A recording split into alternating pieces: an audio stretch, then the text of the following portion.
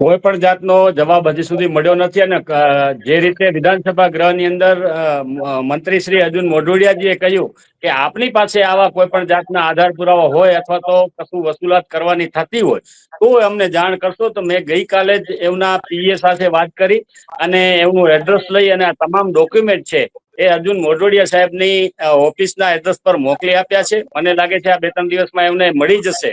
અને જે રીતે એમણે કહ્યું છે કે જો આપના ધ્યાનમાં કોઈ આવી બાબત હોય, હેમંતભાઈ ખવાને એમણે વિધાનસભા ગૃહની અંદર કહ્યું છે, એક ડોક્યુમેન્ટ અમે એમને મોકલી આપ્યા છે. અને એમણે જે રીતે ત્યાં વાત કરી એ રીતે અમને એવું લાગે છે કે કદાચ હવે અર્જુન મોઢવાડિયા સાહેબ ભાજપમાં ગયા પછી પવિત્ર થઈ ગયા છે, શુદ્ધ થઈ ગયા છે અને સારા બની ગયા છે. તો એ કદાચ ત્યાં જઈને આના પર કાર્યવાહી કરશે. આમ તો દિલીપભાઈ અદાણી પર કોઈ કાર્યવાહી થવી મોદી સાહેબ છે ત્યાં સુધી શક્ય નથી.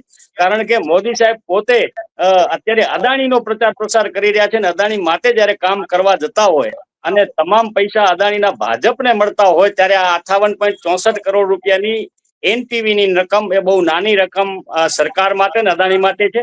58.64 કરોડની રકમ એ નથી ચૂકવી શકતા.